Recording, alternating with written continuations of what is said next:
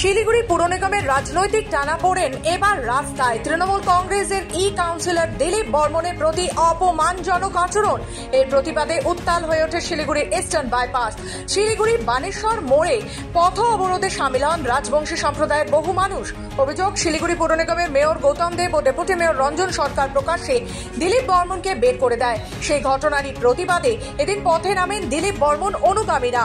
পথ অবরোধ করার আজকে উদ্দেশ্য হচ্ছে, কালকে বোর্ড মিটিংয়ে আমাদের দিলীপ বর্মন কাউন্সিলর, ওনাকে যেভাবে হেনস্থা করে অফিস থেকে বের করে দেওয়া হয়ে গেছে, এটা আমাদের রাজবংশী জাতির একটা লজ্জাজনক।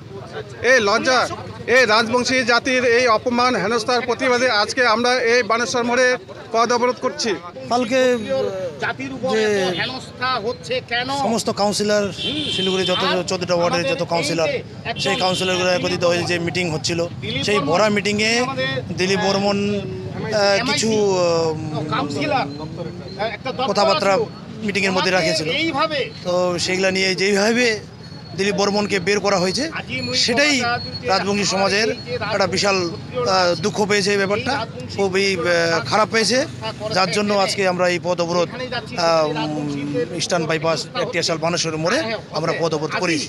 পুলিশ দ্রুত ঘটনাস্থলে পৌঁছে পরিস্থিতি নিয়ন্ত্রণে আনে ও কিছুক্ষণের মধ্যেই অবরোধ তুলে নেওয়া হয়। তবে দিলীপ বর্মনের হুঁশিয়ারি, আর সমঝোতা নয়, এবার চরম বিদ্রোহ চলবে। তৃণমূলের এই দুই নেতার বিরুদ্ধে রাজপথে লড়াই চালিয়ে যাওয়ার হুঁশিয়ারি।